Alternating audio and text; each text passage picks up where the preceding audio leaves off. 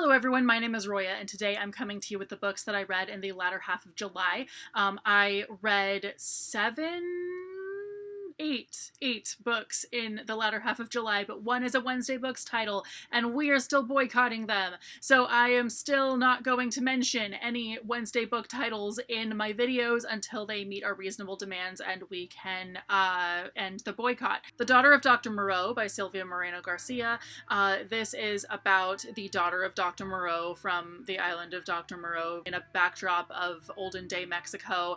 And basically the daughter lives with the hybrids that her father has created, the human-animal hybrids. They're her friends, and then of course the guy in charge of experiments and all of that decides to pull the funding, and all kinds of stuff goes on, and this was just such a good book, and I really, really enjoyed it. Tarantulas by Porochista Khakpour. This is a contemporary book about a rich Iranian family in Los Angeles, and basically there were a lot of just really funny, very Iranian things about this book, especially the whole like, oh no, I'm Italian, and all of that, and I thought that was just really funny, and it was definitely a very interesting and very hilarious book, but I did also think that it could have been better as well. I think that the characterization was so exaggerated that really only one of the characters had a really good, well-rounded personality, and she was the most unlikable person, and I just could not stand reading about her because she was just that bad. So it's kind of funny because this family in this book has 4 daughters, and they are the main characters, but we get their parents' point of view as well. What often happens to me with books that have 4 point of view characters, or 4 main point of view characters, is that I really identify with 2 of them and not so much the other 2. And of course that's what happened here with this book. 2 of the characters I totally got what they were all about, and then the other 2 I just could not stand. And this basically shows our main characters living through the pandemic, and I think it is a really good testament to how the pandemic really brought out just the worst in people in all kinds of ways, and I definitely really enjoyed that about this book, even though I really generally try to avoid COVID-related books and pandemic-related books of any kind.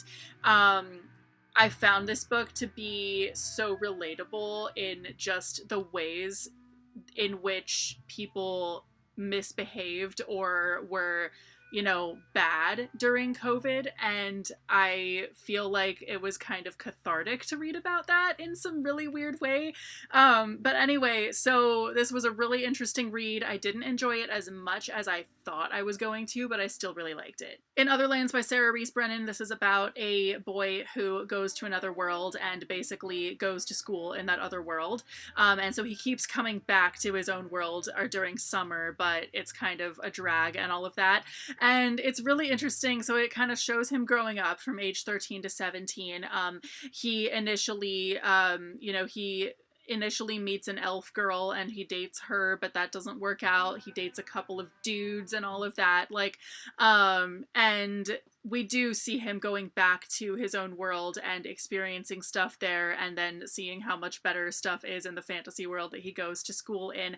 And it is kind of one thing I really enjoyed about it was just how hilariously gender swapped the elf gender roles are, where the women are the like really macho people and the men are like, oh, save me, and all of that, and it's just so funny how so it's kind of making a commentary on gender roles without necessarily just making everyone kind of the same, but instead like really flipping it around. Wish You Weren't Here by Erin Baldwin. This is about a girl who goes to the same summer camp every year. It's like her refuge. It's basically the highlight of her year. And it's finally her last year that she's gonna go to the school or to the camp because she's 17. She'll probably come back as a counselor, but it's in any case the last time that she's gonna be there as a camper. And so she's really excited. She's really been looking forward to this basically like like senior year of camp since ever, since she was a little kid. And so she's really thinking this is going to be the best summer ever. And she gets there, and the popular girl from her school is her roommate. And so that was not what she was expecting. She's really upset because she and this girl do not get along at all. And it's bringing someone from her school life into her camp life is just not what she wanted at all. But she sees a whole nother side to this girl, and she sees that this girl who seems really like prissy and stuff is actually really outdoorsy, and she knows what she's doing. And of course they fall in love. I really enjoyed this book because I think there's a real art to keeping a contemporary plot line exciting, because you can't like kill anyone off, crash the spaceship, like anything like that. You've got to keep the conflict coming without anything too crazy happening, because it still has to be within the realm of what's going on in the real world, kind of. So the worst things that really happen in this book are like, oh, I didn't expect this girl to be at my camp, and like, oh, am I not gonna get to do this camp activity, and blah blah blah. And so it's just so amazing that this book was able to like really be super unput downable without deviating from just a simple contemporary plot line. Libertad by Bessie Flores Zaldivar. This comes out on August 27th. This is about a girl who is living in Honduras during the 2015 rigged presidential election. I thought this was really good. It had so many parallels to what is going on in the US lately. Really enjoyed this book. I think that it did take forever to set up the actual plot. It took like a good 40% of the book to get past like, oh, these are who the characters are, and etc., and get into the actual like conflict. But other than that, I thought it was a really enjoyable read. I also really like how the main character has two love interests, and it's not a love triangle, it's more poly, I guess. And there's even a part where she talks to one of the girls she's kind of dating about the same rules as a boy and a girl couple and all of that. And the other girl says like, well, I mean, we make up the rules, so whatever. Everything is Poisoned by Joy McCullough, and this comes out January 14th. This is about the daughter of Giulio Tofana, who is the maker and distributor of Acqua Tofana back in the 15 or 1600s in Italy.